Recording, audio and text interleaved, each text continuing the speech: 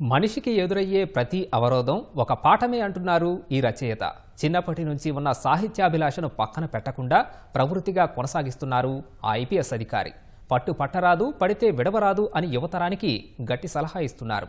బహుముఖ బనారస్ పుస్తకంతో కాశీ సంస్కృతిని వివరించిన రచయిత Uttar Pradesh traffic road safety DG Killada సత్యనారాయణతో ఈటీవీ ముఖాముఖి.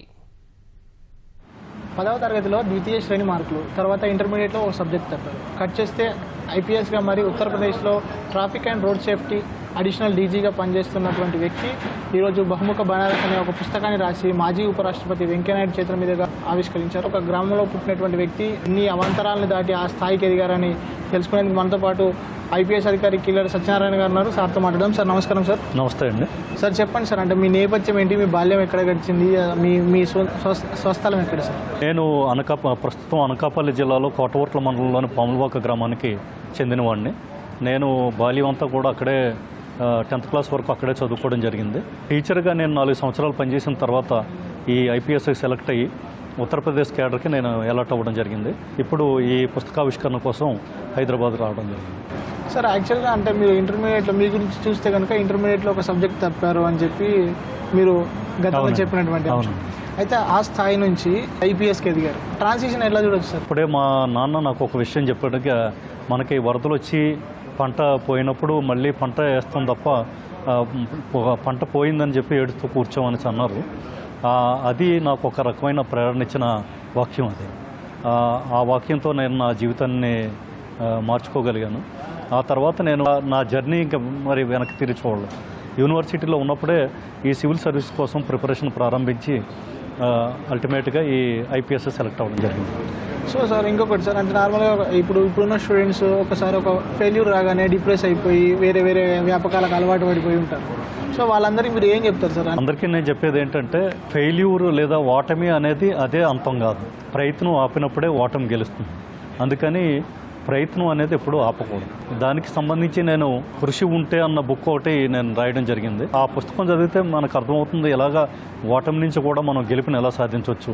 అదే మనకు ఆఖరిగా భావించకూడదని నా ఉద్దేశం. దిగువ మధ్యతరగతి కుటుంబం నుంచి వచ్చిన మీకు బీఈడ్ చేసి టీచర్ అయిన తర్వాత మళ్ళీ ఐపీఎస్ కావాలనే ఆలోచన ఎందుకు వచ్చింది? అంటే బేసికల్గా నేను టీచర్గా పనిచేసే టైంలోనే ఈ సివిల్ సర్వీస్ కూడా రాయడం జరిగింది. అప్పుడు ప్రిలిమినరీ పాస్ అయిన తర్వాత మెయిన్స్ కోసం సెలవు అడిగితే సెలవు మాగా ఎంఈఓ గారు ఇవ్వలేదు.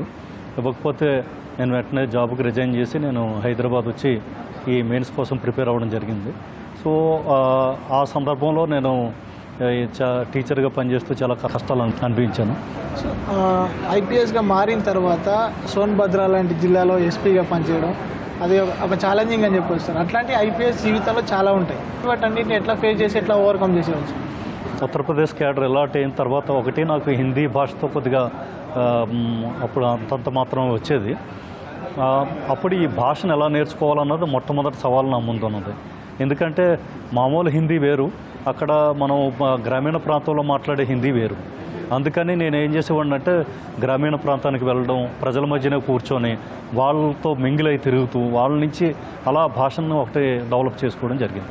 రెండోది ఏంటంటే మీరు అన్నట్టు సోన్భద్రలో నేను నా మొట్టమొదటి ఎస్పీషిప్ నాకు సోన్భద్రలో మొదలైంది. అది పూర్తిగా నక్సల్ ప్రభావితమైన ప్రాంతం ఉత్తరప్రదేశ్లో.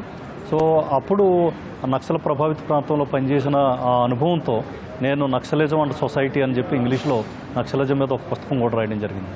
అసలు పోలీసుకి మీకుండే వృత్తిపరమైనటువంటి ఒత్తిళ్లకు ఇక్కడ మీరు రాసిన పుస్తకం సాహిత్యానికి సంబంధించి అసలు ఈ సాహిత్యాభిలాష మీకు ఎప్పటి నుంచి ఉండేది? ఆ వృత్తిపరమైన ఒత్తిళ్ల నుంచి సాహిత్యాన్ని ఈ రెండింటిని ఎట్లా బ్యాలెన్స్ చేసుకోగలిగారు సార్? ఈ సాహిత్యం అనేది నాది ప్రవృత్తి అండి. ఎందుకంటే నాకు చిన్నప్పటి నుంచి కూడా సాహిత్యం పట్ల ఒక మక్కువ అయితే ఉండేది.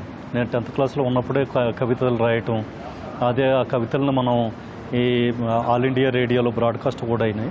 నేను ఉత్తరప్రదేశ్ వెళ్ళిన తర్వాత వీటికి దూరం అయిపోయాను. ఎందుకంటే ఒకటి తెలుగు భాష దూరం అయిపోవటం, రెండోది పూర్తిగా ఈ తెలుగు సాహిత్య పత్రికలు కానీ ఇవి కానీ ఏమీ చదివే అవకాశం లేకపోవటం వల్ల ఈ సాహిత్యానికి నేను దూరం అయిపోవడం జరిగింది.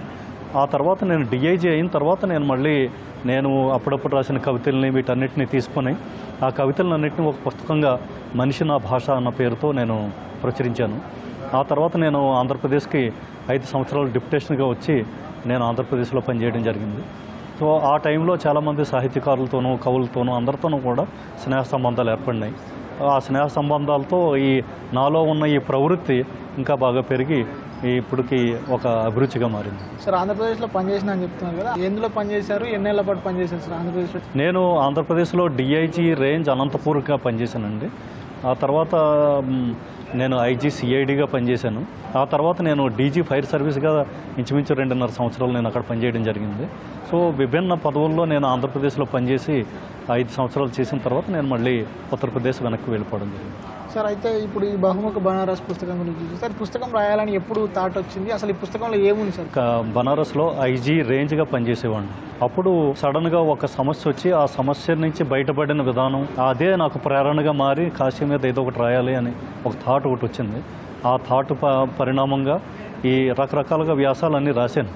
మొదట అక్కడ దేవాలయాల మీద రాశాను, తర్వాత కాశీ చరిత్ర మీద రాశాను.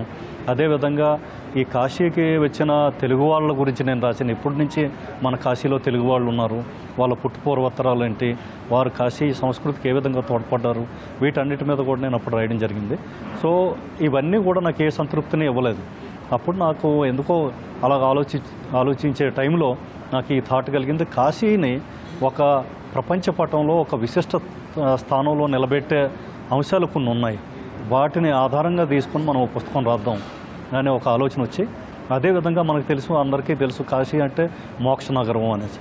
ఇది కాశీ ఏ విధంగా మోక్ష నగరం అయింది, అలాగే కాశీలో సాహిత్యం గురించి, హిందీ సాహిత్యం అలాగే హిందీ నాటకం పుట్టింది కూడా కాశీలోనే. అది ఏ విధంగా మొదలైంది, ఆ భాష కోసం 3 విద్యార్థులు ఏ విధంగా పాటుపడ్డారు, ఆ వాటి గురించి కూడా నేను ఈ డీటెయిల్గా ఈ పుస్తకంలో రాయడం జరిగింది. ఈ పుస్తకం మొత్తం కన్క్లూజన్ చెప్పాలంటే, ఒక మాటలో చెప్పాలంటే ఏం చెప్తారు?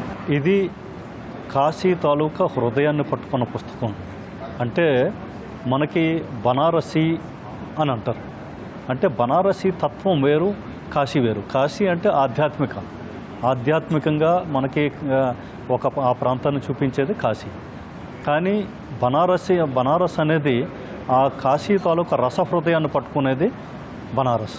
ఆ రసహృదయానికి దానికి సంబంధించిన విశ్లేషణ ఈ పుస్తకం. ఇప్పటివరకు మొత్తం ఎన్ని పుస్తకాలు రాశారు, ఇప్పుడు ఇంకేమైనా రాస్తున్నారా, మీ సాహిత్య ప్రయాణం ఎలా సాగుతుంది? ఇప్పటివరకు నేను 8 పుస్తకాలు రాయడం జరిగిందండి. నా మొదటి పుస్తకం కవితల మీద, మనిషి నా భాష. ఈ లేటెస్ట్ పుస్తకం ఇది బనారస్ మీద, బహుముఖ బనారస్. దీని ముందు జ్ఞానపీఠ అవార్డు పొందిన డాక్టర్ కేదార్నాథ్ సింగ్ అనేది వారి కవితల్ని 100 కవితలను ఎన్నుకొని ఆ కవితలన్నింటినీ కూడా తెలుగులోకి అనువాదం చేసి ఒక మంచి పుస్తకం వేయడం జరిగింది. సో అది ఇవి మొత్తం నేను రాసిన పుస్తకాలు. ఇంకా నేను ఈ రచనా వ్యాసంగం ఇంకా నాది కంటిన్యూ అవుతుందండి. Thank you sir. ఇంకొక చివరి ప్రశ్న, అసలు అంటే యూత్కి కానీ లేదంటే యంగ్ పీపుల్ కానీ ఇప్పుడు అచీవ్ చేయాలనుకునే ఆస్పిరెంట్స్ అందరికీ కూడా మీరు ఒక సక్సెస్ఫుల్ ఐపీఎస్ ఆఫీసర్గా ఏం చెప్తారు సార్? నేను యూత్కి అంతా ఒకే మాట చెప్తానండి, పట్టరాదు పట్టి విడువరాదు, పట్టెనేని బిగియ పట్టవలయు, పట్టి విడుట కన్న పడి చచ్చుటే మేలయ్య. ఇది మన శతకాల్లో ఉన్న విషయం. ఏదైనా మనం పట్టుకున్నామంటే దాన్ని సాధించే వరకు విడిచిపెట్టకూడదు. విడిచిపెట్టడం కన్నా చనిపోవడమే మేలు. Right sir, thank you so much sir. చాలా చాలా ధన్యవాదాలండి. రైట్, ఇది కిల్లాడి సత్యనారాయణ గారు ఐపీఎస్ గారు చెప్తున్నటువంటి విషయాలు. అయితే తనకు చిన్నప్పటి నుంచి ఎదురైన ప్రతి అవరోధాన్ని కూడా అవకాశంగా మలుచుకొని ముందుకెళ్ళినందుకే ఈరోజు ఈ స్థాయిలో ఉన్నానని చెప్పి సార్ చెప్తున్నటువంటి విషయాలు. కెమెరామెన్ నరేందర్తో శివరామకృష్ణ ప్రసాద్, ఈటీవీ న్యూస్, హైదరాబాద్.